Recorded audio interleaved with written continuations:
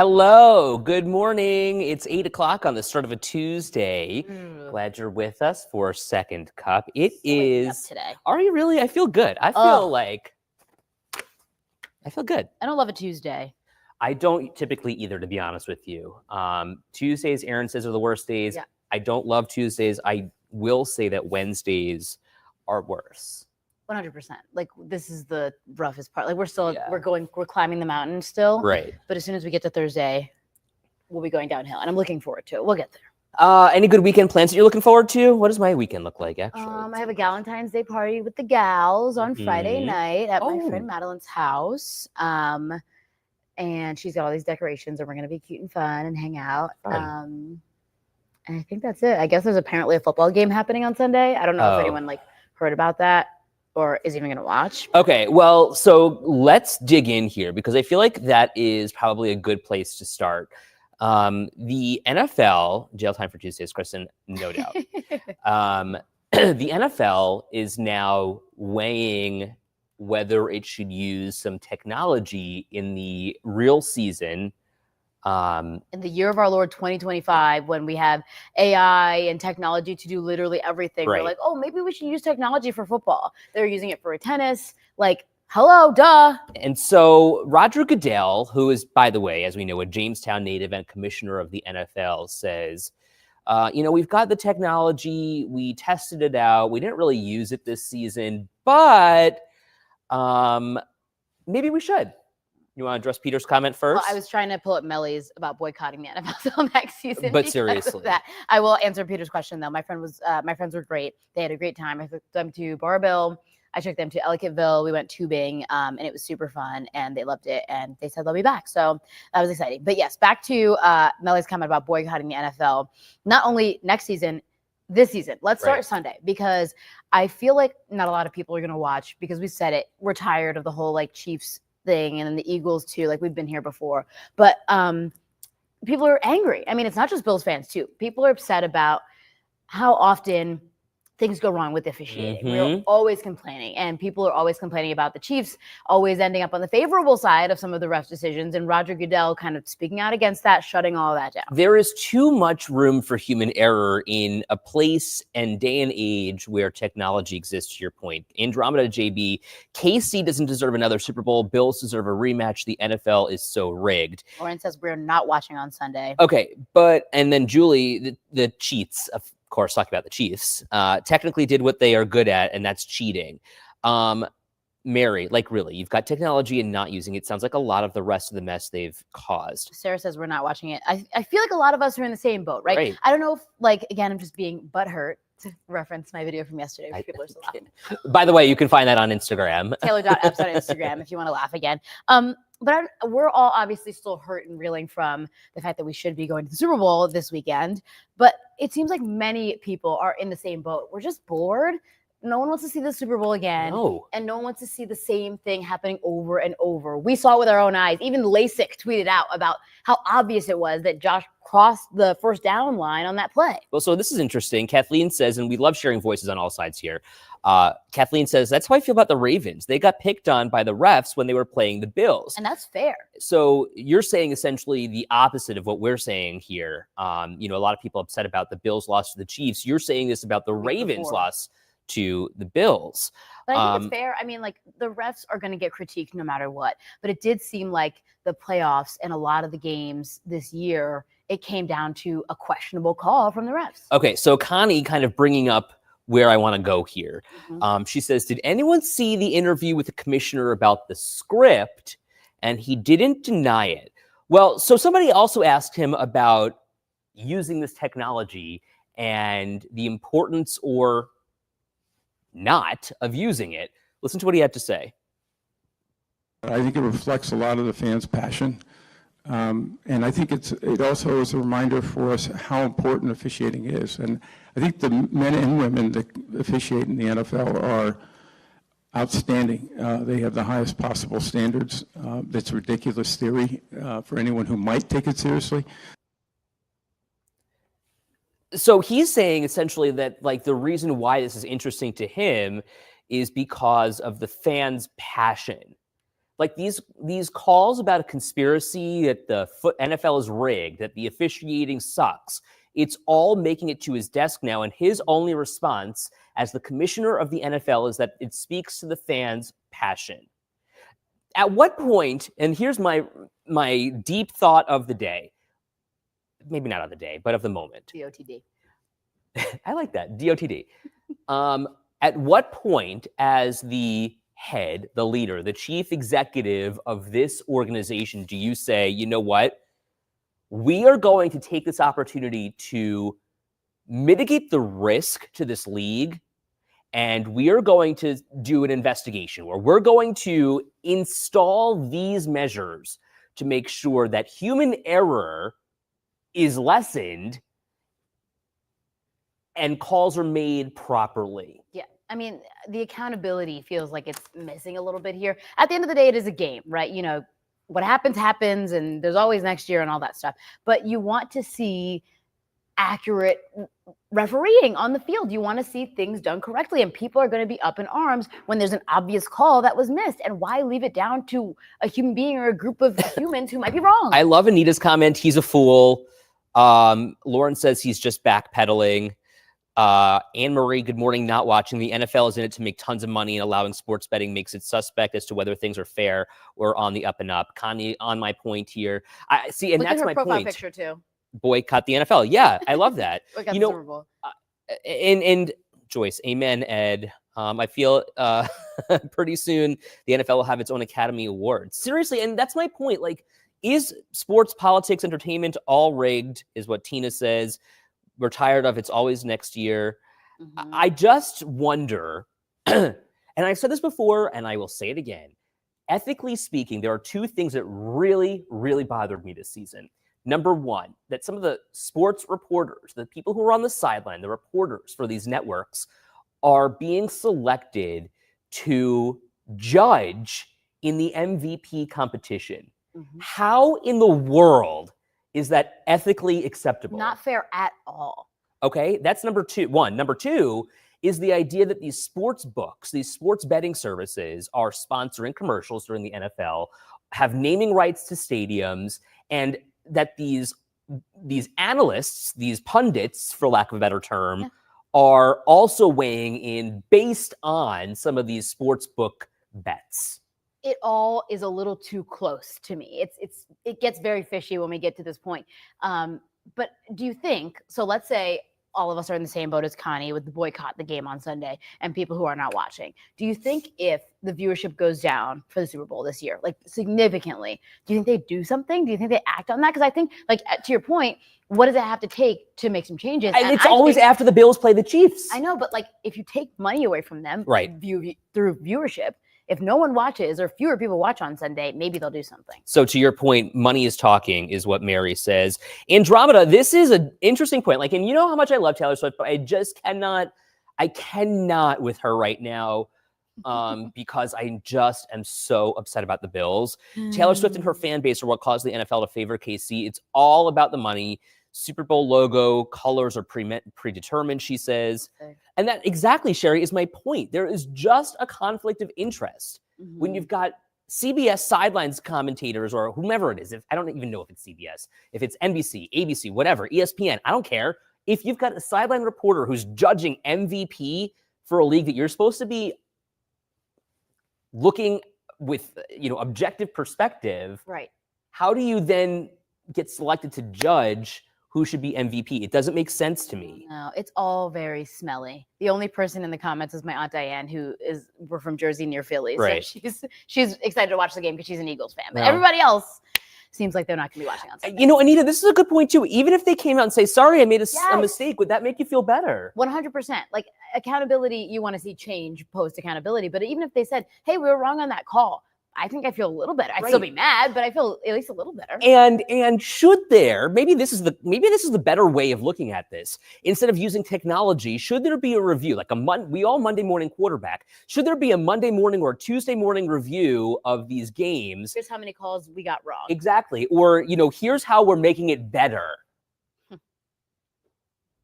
don't know. I just don't understand. judges see different things. They all have to go to New York now to, talk about this. Even Gene Serator, the rules guy, he's like, sometimes he'll weigh in and he'll have something to say and he's like, nope, bad call. Or most times he agrees with the call, which is fine based on what the rules say. But at some point, like, even if the rules guy says that's bogus, where do we go? I don't know. It does make it difficult because at the end of the day, most people are going to be upset. One team or a couple teams are going to be happy to be in the big game.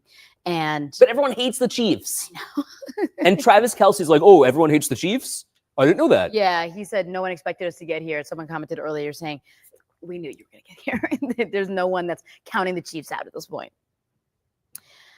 Denise says, football is not the same. It's all about money. Nothing against you, Ed. They don't need to show Taylor every time we play KC. Josh is with Haley. They don't show her face. Fair. Danielle says, in this day of technology, they should rely on more than just the ref's eyes. Kelsey is part of the problem. They started it, right? They did it during the preseason. They had technology with the football to make it so, they could add technology to the football so they can see whether or not it's a first down. But then they didn't end up using it during the season. And Roger Goodell says it has something to do with the shape of the ball. Figure it out. There's so many things we can do. Danielle says, there's self-driving cars. Right. You can get technology in a football. I'm fine losing if it's fair, Danielle says. Yeah. And I think what we can all agree on, and maybe I'm wrong, maybe you tell me I'm wrong all the time. I'd love to hear what you have to say about this. This loss was unfair. I'm with you. All's fair in love and war, though. And this is war. Should we talk love? Let's talk love. Sadly. For me, I guess. Valentine's Day is coming up. It is 10 days away. And if you have a Valentine, how are you spending it with your boo, with your boo thing? Are you spending it with your boo thing? Apparently people are going to be spending more money this year on the flowers, the cards, the chocolate, the nice date. What do you think the average person is expected to spend on Valentine's Day? Put your guesses in the comments here. Want to hear what you have to say. And how much would you spend? What do you think is a good number to spend on Valentine's Day? So you, unfortunately, don't have a Valentine. Though, okay, maybe we should play a dating game here. We should play Find Taylor a Boy. I'll take it. What are you looking for in a man? Help I can get. A man, and there aren't many out there. There's a lot of boys. Ooh. And not a lot of men. Ooh, preach. What I found. I just need initiative. There's no man will come up to you. No one will ask you on a date. Even if you do meet on the dating apps or whatever, you have to pretty much beg to get them to ask you on a date. What do they want? I don't know. To add you on Snapchat, I guess. I don't know. It's all very childish and it feels very immature and I don't have the time. What are the qualities in a man that you like, aside from initiative? Empathy. Mm-hmm. Drive. Ooh. Employment. Baseline. Like the bar is very, very low. I don't know. My friends and I feel like a lot of us are just in the same boat where we're like, it's hard out here. You cannot get a date. You cannot get a man who wants to actually do something or take initiative or, buy you flowers or something like that. Interesting. Lame. Well, let me tell you, for those of you who do have a Valentine and you are doing something for that significant other, that special person, it turns out that, okay, some good guesses. $50 to $100 is what Grace says. And then $150 dinner and gifts, Paula says. Okay, close. Bob. 0. Fair enough. It turns out the majority of people, the average person, will wind up spending about $190 on Valentine's Day this year. That's according to the National Retail Federation, which says that consumers are expected to spend a total of about $27.5 billion this holiday. How much are you spending on Russ? Well, so we're going to dinner the following week, I think. And I don't really know what we're doing for Valentine's Day, if we're doing anything at all. We might go to a friend's house. I don't really know. Sure. But, I think, honestly, the thing about Valentine's Day for me is like the expression of emotion. Let me explain what I mean here. I love a handwritten card, like playing to my narcissistic tendencies, I guess. I don't know. Like, I want somebody to tell me how much they love words me. of affirmation. What are your love language? What's your love language? What are your top love languages? Words of affirmation? Words of affirmation. That's a big one for you. And I also love gifts. I'm a big receiving gifts person, and it sounds conceited, but it doesn't have to be an expensive gift. No, I like something thought. very thoughtful. Yes. Yeah. Like if you saw that, I like this thing, you can get me the cheapest version of it, or, make it yourself or something. Right. But receiving gifts and feeling seen is something, I think there's a lot of honesty to it, where I don't find honesty in words of affirmation all the time. Interesting. I don't love words of affirmation because you can very easily lie. And to me, they're easy to give away. Obviously, they're good to hear. And I think a handwritten card or a handwritten note goes a long way. But for me, I don't know. I just feel. Okay, so what are yours? Your gifts. What else? And quality time. Okay. I don't like acts of service too much. I can do it myself. Yeah, me too. And I'll do it when I want to do it. And physical touch is like. Okay, so Russ. Time and a place. Russ is a touch. Really? Yes, his love language is touch. And like, you have to understand that about your partner. Like, sure. You may not necessarily be, that's not my love language. I want to like be left alone on my side of the bed, and I want to, sweat and do whatever I got to do at night. You know what I mean? Like, do not. I'm so hot. Too much. But he loves to touch. Like, he loves to cuddle. He loves like holding hands, and just. I get that. Like the slightest, like pat on the arm. A little something. Yeah, like I'm thinking of you. That's nice. I support that. I like it. It depends on, I don't know, like at what point we're at for me. I think once you start to learn each other and like when you like those things, but it's not my like number one at all. We did get a good question from Barb though. She says, do you think it's weird to give a card and gift card to a restaurant for your daughter or son? And I was going to bring this up. Obviously, I don't have a Valentine this year, but what I do love about Valentine's Day is growing up, my parents would always get me something. Mine too. And I really loved that. It felt like I really enjoyed the holiday. I really looked forward to it. Obviously, showing love doesn't just mean you have to do that to a significant other. Sure. You can show love With to your your friends, family. your family, your coworkers. And I do think that encouraging things like that, not just spending or, you don't have to spend, but not just making time for your loved one that, your significant other, but all of your loved ones can be included here. My mom always got us like a candy heart from the drugstore full of Yeah. like candy, like a Skittles heart, basically. Melly says, I love touch too, affection at its finest. I love Elizabeth's comment. As usual, the ones who love touch marry the ones who are like, please move over. It's always how it works.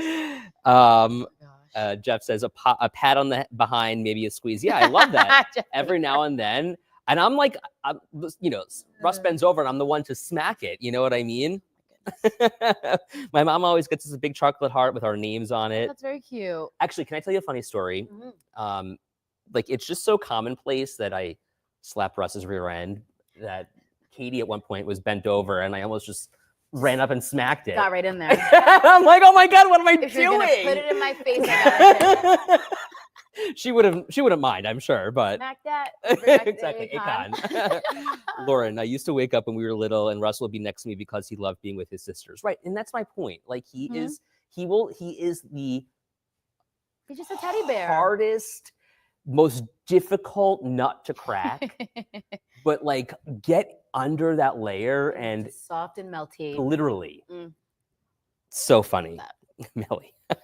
Your work wife needs spankings too. So funny. Look at Joyce's comment. Joyce, I would like Aaron to be my secret Valentine. Oh, you mean Weather Daddy? We'll let him know. Uh-huh. Like Cupid if we need. Aaron is happily married with 3 children. Yes. But you never know what could happen. Please. No wonder Katie babysits Ed.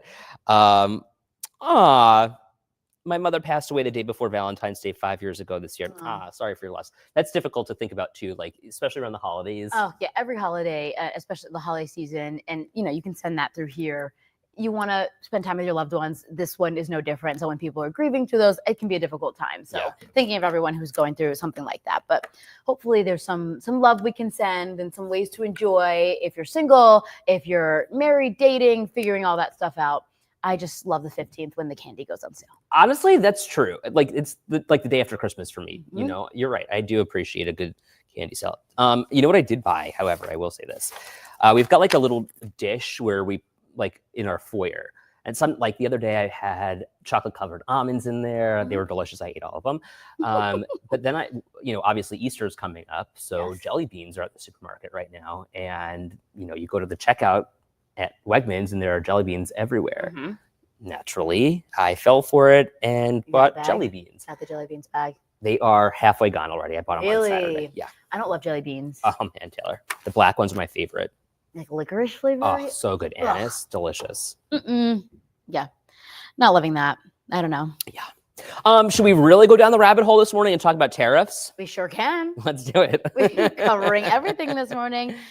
We talked about this earlier this morning at 5:15. Just covering what you think this could impact. Obviously, yesterday we talked about it too. At that point, tariffs were set to go into effect today, some of those being paused. So the tariffs against Canada and Mexico are now pushed back. So what do you think about these tariffs being paused? I guess we talked about the tariffs yesterday. What do you think about the pause today, knowing now that, this is just a 30-day pause, but, that Canada and Mexico are both sending troops to the border to protect the border from illegal immigration and drugs slipping into the U.S. It's just interesting to see a potential trade war was looming and you were hearing from all the sides, and then boom, deals were made. It's paused. Will it stay that way? Will we start to feel the impacts? What's going to happen here? So Shonda weighing in here, lauding Mexico and Canada. Della says prices are sky high regardless. Paula says, why were they paused? Make it seem like an empty threat. Jeff Baker says, no pain, no gain. Here's my analysis of this. And I'm not an expert, but Anita says, he is going to say that this was his plan all along. See, and this is here's my thought. Like, he's a businessman, right? He's not a politician. We're talking about President Trump here. Right. So for him, perhaps, just judging from his actions, this is a negotiation tactic. It's like playing chess, right? You got to move one thing here, and maybe this wasn't your end goal, but if you move something here, something gets moved here, and you try not to expose your king, so to speak, or your queen. So it's a matter of doing one thing to try to get another thing done. And I don't think his goal was necessarily to punish Canada or punish Mexico. His goal, he said, was to crack down on illegal immigration and crack down on drug trafficking into the U.S. We were talking about this yesterday in the morning meeting. When we kind of decide what stories everyone's going to cover for the day, based on what's going on and based on, the news cycle. And one of the things that I mentioned, we were talking about the tariffs in particular, was what is the root cause here? Why is he implementing these tariffs in the first place? And the root cause, again, illegal immigration and fentanyl coming across the border. We have seen people trying to enter the U.S. illegally from Canada here. We've seen it. There are federal lawsuits about it. We've seen an increase in fentanyl year over year, according to CBP. It may not be as much as other places, but there is still fentanyl coming across the northern border. Howard thinks I'm drinking the Kool-Aid here. I'm just trying to lay everything out. I'm just trying to have a conversation about what exactly is going on here. But to Anita speaking to my point, she's saying he's playing chess with our lives. Now, I think, when you think about this like a businessman, there's several ways to look at it. And the way Anita's thinking about it, she's not a fan of him playing chess with us as a country like this and possibly putting us up what was going to be a trade war, which could still happen. It's just paused for now. Danielle says his businesses have gone bankrupt. He doesn't care. Linda says tariffs aren't really going to stop drugs from coming into the country. And I think it's less about the tariff and more about the ends justify the means. As Machiavelli once said, the ends justify the means. When you consider that he had to do something to get something else done, maybe that's kind of what his thought is. And, it's interesting because had these tariffs gone into effect, and by the way, there's still one in effect right now with China. We should, not discount that. And then they have retaliated and put one back on the U.S. Our goods, the things that the price that we pay would have gone up. And you saw the impact on the markets yesterday. You saw the impact on our 401ks. Barbara says his bullying tactics will lose their effectiveness, and then where will we be? Alone with no allies and being less secure. Joyce says she feels the worst is yet to come here. Interesting. Michael, though, says we're spending hundreds of millions of dollars protecting our, I'm not really sure, you're missing a word here, and losing thousands of lives. It has to stop. And then Sherry says, last night, Canada agreed to put more inspections at the border. So interesting. I mean, it's a very fraught time politically. There's a lot to take in. It can be overwhelming, I find. I mean, there's a lot to think about. We weren't talking about tariffs you know, it's not often every day you're talking about them, but we spent several days talking about them. There's a lot to consider, a lot to think about. So obviously always important to hear your voices, and we're glad to chat with you about it. Certainly more to come. And as we like to say here, and Peter mentions, we'll put the period at the end of the sentence there, and Get the we'll show on the say, road. have a great day, everyone. Later. We'll see you tomorrow.